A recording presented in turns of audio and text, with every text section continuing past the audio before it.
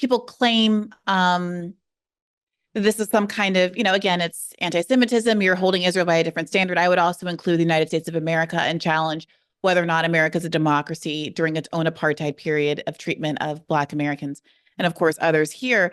I want to turn a little bit to what's going on in terms of the United States Israel relationship. You were on Democracy Now! Last week talking very persuasively about this weird shell game around who's responsible for a ceasefire not being in effect. The United States government and its spokespeople have been really pushing this idea that the ball is in Hamas's court, which has been undermined by repeated statements by Netanyahu himself and various cabinet members. In the last few days, we have seen the dissolution of the war cabinet, and prior to that, the resignation of two members of the cabinet as well, ostensibly over this ceasefire negotiation conversation and whether or not Netanyahu is being too much of a hardline, even for these relatively conservative figures. And because of the pressure that's being built up within Israel, including from hostage families that do not feel like the hostage exchange is being prioritized over Netanyahu's own personal interest in the war continuing to save himself politically. Can you give us a sense of where we are, where the United States of America is vis-a-vis Israel in their dynamic in these negotiations, and also the broader conflicts that are continuing to broil in the region? Sure.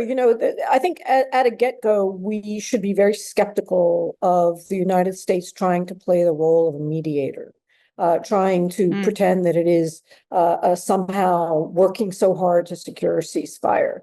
I think there's a lot of smoke and mirrors there. First of all, the United States is not a mediator as that term is understood in the broad world as an independent, nonpartisan, non-biased party that doesn't have its stake with one side or the other. Clearly, the United States is the Israeli government's number one backer, number one military supporter, number one political supporter that has blocked 3 ceasefire resolutions at the Security Council, as it blocked ceasefire resolutions earlier in the administration when Israel was bombarding Gaza a couple of years ago. And this has been the long-term historical trajectory of the U.S.'s role in vis-a-vis Israel. In fact, the United States, I think, is arguably now a party to the conflict because it admitted that it provided intelligence and logistics support to the horrendous massacre at Nuseirat's refugee camp, ostensibly to free 4 Israeli hostages. But by providing such support, that means the United States is actually participating in this conflict, and our forces, wherever they're located, are now legitimate objects of attack. Beyond complicit, Hamas or any other armed group that declares themselves to be pro-Hamas can fire on U.S. forces as part of the war. And that's a very dangerous position to put America in, which the Biden administration has done. But as you were noting, the Biden administration thought that they could corner Israel and Netanyahu into a ceasefire by declaring to the world that this is an Israeli ceasefire proposal. The very next day, when Biden first did that, the Israelis went into Rafah and burned down the Palestinian tents. The next time, over the weekend, the Biden administration said that they have agreed to a ceasefire. This is an Israeli ceasefire proposal, and the UN Security Council passes a ceasefire proposal. The very next day, the Israelis go out and carry the Nuseirat massacre. So I think the Biden administration thought that they were going to be publicly cornering Israel into accepting a ceasefire, maybe wink and nodding and allowing them to carry out the massacre in Rafah first, and then the massacre in Nuseirat there, with the Israelis saying, well, let's just do this one more operation and then we'll talk about a ceasefire. And the U.S. is like, okay, all right. I mean, that's really the role of the United States to shield and defend Israel. But really, it's Israel that is disregarding what the United States is saying, disregarding what the Biden administration is privately on their knees begging Israel not to do. Don't carry out military operations in Rafah. Boom, the next day they carry out massive military operations in Rafah. And so I don't think the United States certainly has any real control over Israel, nor is it willing to actually exercise the leverage it does have, to exercise the power it does have, to say, okay, well, we're going to stop giving you weapons. It's as simple as that. And if the United States suspended weapons transfers to Israel, number one, that would very definitely open a floodgate of other countries in the world, Western countries in the world, stop sending arms to Israel, stop selling weapons to Israel. And number two, I think Israel would very, very quickly reconsider its policies in Gaza. Why do you think we are in a position where Biden is trying to publicly corner Israel instead of using the leverage that you just described exists?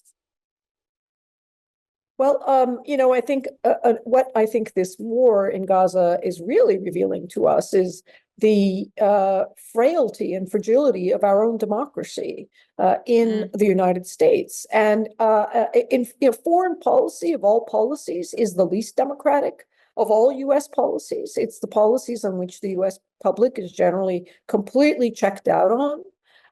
But here we have a scenario where in terms of the Democratic Party alone, the vast majority of voters want a ceasefire. The vast majority of voters are extremely now critical of Israel, more so than they've ever been in American history. And that is thanks to the atrocities that Israel is carrying out in Gaza. And yet, rather than causing the Biden administration to shift its position, to respond to what its own voters want, to be sensitive to how this will impact their own reelection, basically, Biden is choosing his donors over his voters. He is so afraid of losing his billionaire donors to the Democratic Party that he wants to remain in competition with the Republicans and the future Trump administration on who can be more dedicated to doing whatever apartheid Israel wants. There is a stranglehold in American politics, a profoundly undemocratic and money-driven control of American political decision-making when it comes to Israel that I think is pretty unmatched in any other area of American political decision-making. And so it's a test not just for Israel and Israeli apartheid and Israeli genocide. This is a test now for our own democracy. Do we have a democracy? Or are we controlled by billionaire donors who get to dictate what the president of the United States does and says with respect to a tiny country thousands of miles away that the International Court of Justice has condemned, the International Criminal Court has condemned. You can't find a human rights investigator in the world who hasn't condemned it. And yet, will the United States do something? I think that's such an important point. I actually was directed to this write-up, and of all places, the Bulwark, which isn't ideologically isn't an outlet that I typically read, but it did this piece back in May about this exact question of donors potentially fleeing Biden for Trump because of statements about withholding weapons aid to Israel. It starts like this. Almost as soon as President Joe Biden announced he would halt a weapons shipment to Israel, Steve Witkoff's iPhone started buzzing. Quote, every one of my friends started calling and asking, what can I do for Donald Trump? Witkoff, a pro-Israel donor and fundraiser for Trump's presidential campaign, told the Bulwark. Witkoff and the Trump campaign had been waiting for these calls ever since October 7th, but Biden had maintained an unexpectedly strong alliance with Israel, even as the Gaza death toll skyrocketed. His relationship with Israeli Prime Minister Benjamin Netanyahu grew strained, and U.S. public opinion shifted against the war. A number of top Republican Jewish donors, some of whom never much liked Trump, remained on the sidelines. But Biden's May 8th announcement on CNN, I made it clear, if they go into Rafah, I'm not supplying the weapons, appears to have changed the calculus. It was a notable shift, Witkoff goes on to say. So, I mean, it is ironic to me as a left that's been so many years, especially associated with the Bernie campaign, talking about this exact issue of corporate influence in politics has been, frankly, even louder. And I don't mean like kind of the online podcast left, which has pretty much been ringing this bell exclusively, for months, if not years now. But the big voices in the space, the sort of Bernies, the squad members, et cetera, haven't really been making that connection, and frankly, broadening it out from just AIPAC to the generalized influence of billionaire donors in general. I mean, you alluded to Claudine Gay, the Harvard president that was ousted largely at the behest of one billionaire, Bill Ackman, who is one of the many billionaire pro-Israel voices that have been flirting with the idea of now moving over to Donald Trump very publicly. You had the Sweet Green billionaire openly declaring on Twitter that he wanted to blacklist Harvard students that participated in protests to make sure they were never hired anywhere again. Much to my chagrin, I had to make a really hard pivot about my lunchtime dietary choices after that. But it is interesting that kind of thread connecting what's going on now in all these congressional races, connecting what's going on now geopolitically to this broader narrative that the left has been telling for almost a decade now about corporate influence that came out really strongly out of the Bernie 2016 campaign hasn't been as emphasized as I might otherwise have thought it would be. I want to give you a chance to respond to that if you'd like, but I'd also love to get you to speak in more detail about what is going on domestically in Israel, especially since we're coming out of a weekend where there has been sort of unprecedentedly large protests of Netanyahu and the current Israeli government by Israelis who I don't think it's right to characterize as sort of progressive as the way we just understand the pro-Palestinian movement here and in other places around the world, but who are definitely articulating a frustration and anger at how Netanyahu is litigating this war. Well, with respect to the billionaire class and their support for Israel, or the support for all of them for Israel, I think that the extent to which these donors are making clear that they are single issue voters, they will happily, discard all of their other declared values as being Democratic donors, for example, all of their concerns about what Trump is doing on the environment or what is happening to reproductive rights for women, all of the issues that many of these donors also support. None of that matters.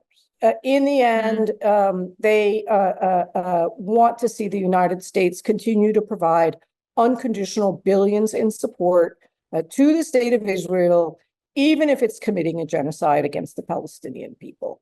And they're making that choice. And frankly, I don't think the Democratic Party will ever change its position on Israel-Palestine unless the voters can inflict a cost on them enough where they have to choose whether they want to be the party in power or whether they want to keep trying to beg for donations from donors who will readily abandon them for Trump.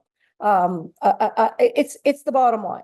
Either the Democratic Party is going to be a party of democracy and a party that serves the voters, or it's going to respond, exclusively to its donors and hope that its voters don't notice. So this is a moment where American voters need to make clear that this is a priority voting issue for them. Again, foreign policy never even rises to the top 10 issues that people vote on. But this time in swing states, I think there is a risk that Biden will lose the election, particularly because he's alienated Arab voters, Muslim voters, Armenian voters because of support to Azerbaijan, another abusive regime, and progressive Democrats. And, these are the people who come out and vote. These are the people who can reliably be counted on to vote. And if you want to alienate the most active part of the Democratic Party, you want to take that risk, that's fine. But then if you lose the election, that's on you. You've made the choice. I don't want to hear one more person say, oh, you want Trump to win? You want Trump to win? You're the Democratic Party. Do you want Trump to win? Why is this the choice you're giving your voting base?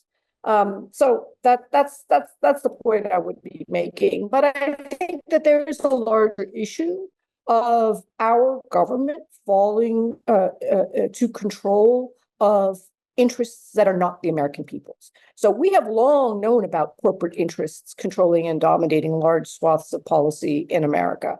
fossil fuel industry, gun industry, a tobacco industry. It's a long list. But at least they're American companies, right? Now we have a situation where foreign governments are using their money and influence to control our government. And it's not just the pro-Israel camp. The Saudis are in on the game, buying up our political officials, giving $2 billion payouts to people like Jared Kushner, and hundreds of millions of dollars to Donald Trump through various so-called golfing ventures.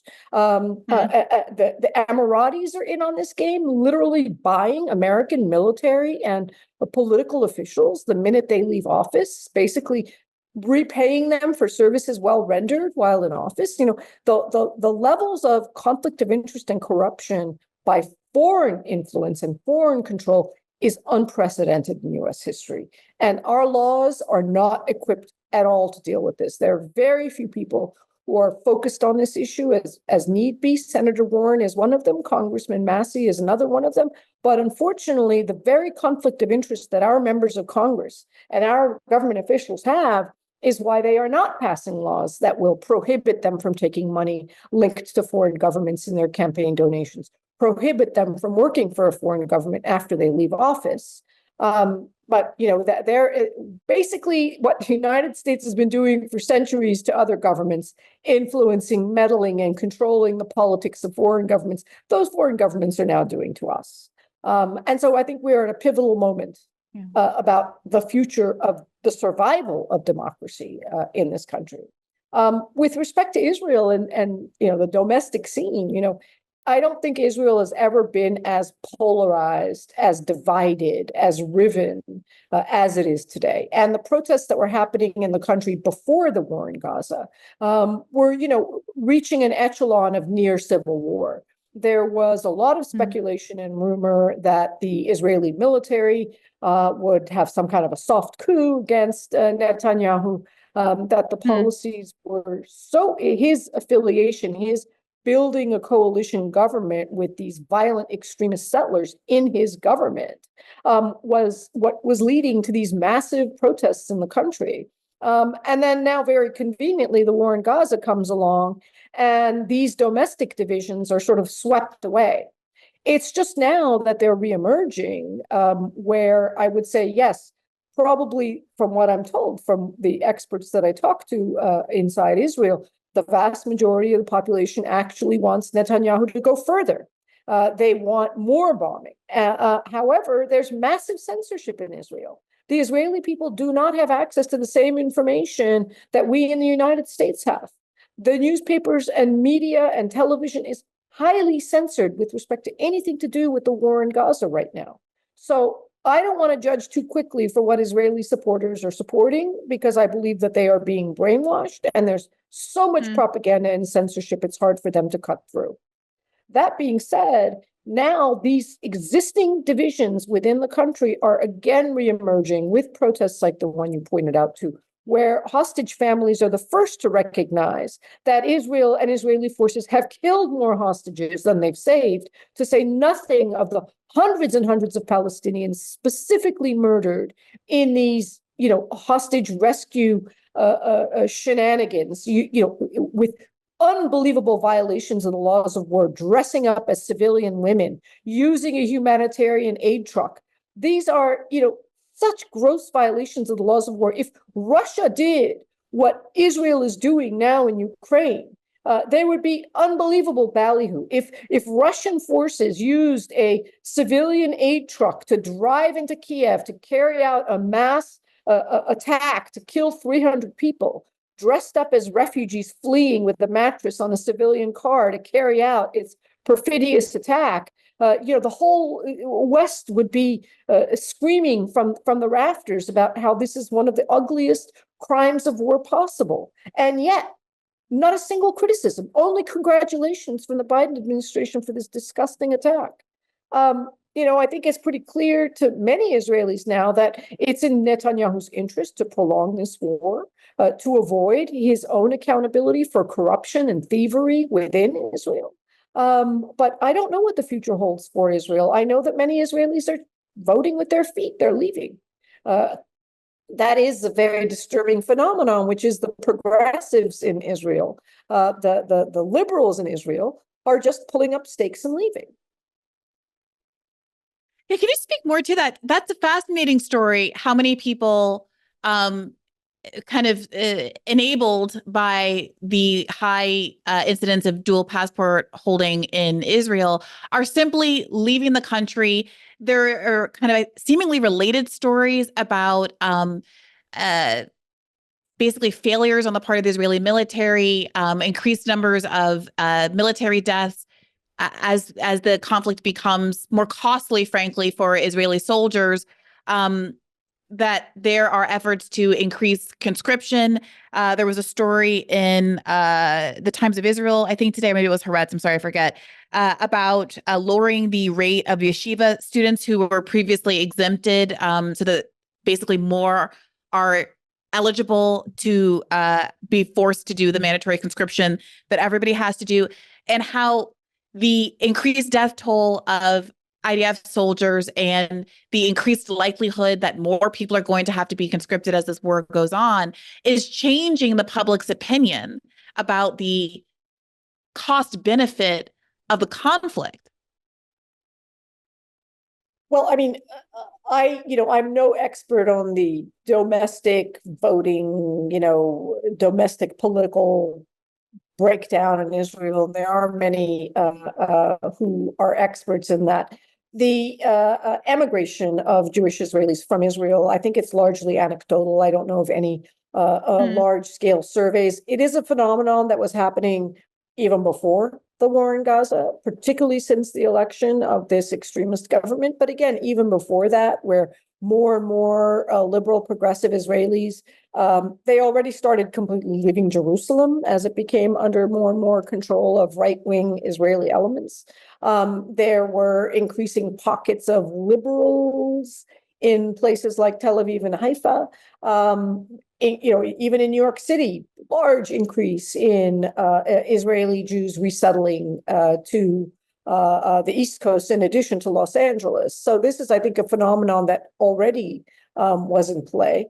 Anecdotally, I hear it has increased. And, with dual passport holders, I really don't think it's that large a percentage of Israelis who actually have dual passports. I mean, maybe some of them can get them from Europe, from European states, to the extent that they're Ashkenazi origin and are able to get European passports due to the Holocaust and as being, second, third generation survivors of the Holocaust. But certainly for the Sephardic Jews who come from Arab countries, I don't think that's an option to them. And, again, generations of Israelis born in Israel, unlikely they have second passports. Hey YouTube, thanks for watching. Just a reminder that this is a podcast. You can catch an extra premium episode every Monday for $5 a month at patreon.com/badfaithpodcast. That's patreon.com/badfaithpodcast for $5 a month, an extra episode every week. Additionally, please do consider liking this video, subscribing to this channel. It helps us out. It helps independent media beat the algorithm. We appreciate you. And as always, keep the faith.